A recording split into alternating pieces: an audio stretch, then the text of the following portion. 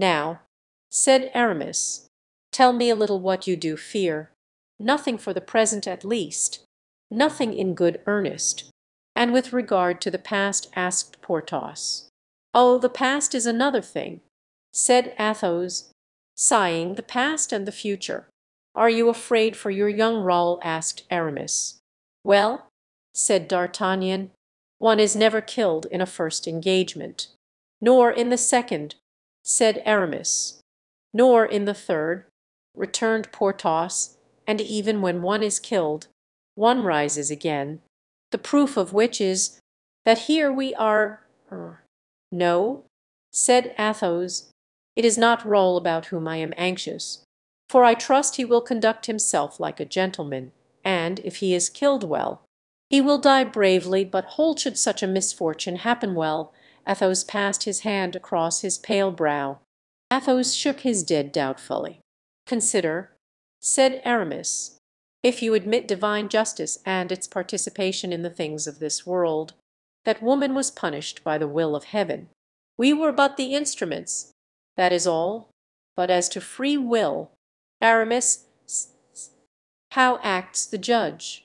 He has a free will, yet he fearlessly condemns. What does the executioner? He is master of his arm, yet he strikes without remorse. The executioner," muttered Athos, as if arrested by some recollection. "I know that it is terrible," said D'Artagnan, "but when I reflect that we have killed English, Rochellais, Spaniards, nay, even French, who never did us any other harm but to aim at and to miss us, whose only fault was to cross swords with us, and to be unable to ward off our blows, I can, on my honor, find an excuse for my share in the murder of that woman. As for me," said Porthos, "now that you have reminded me of it, Athos, I have the scene again before me, as if I now were there.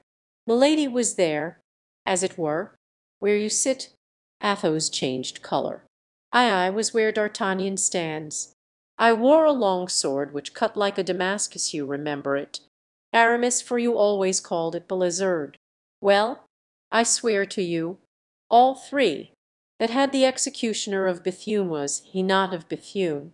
Yes, egad, of Bethune, not been there, I would have cut off the head of that infamous being without thinking of it.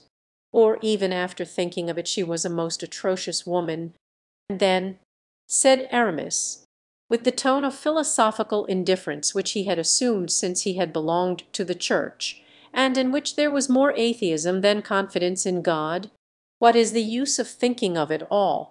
At the last hour we must confess this action, and God knows better than we can whether it is a crime, a fault, or a meritorious deed. I repent of it, egad, no, upon my honor, and by the Holy Cross I only regret it because she was a woman."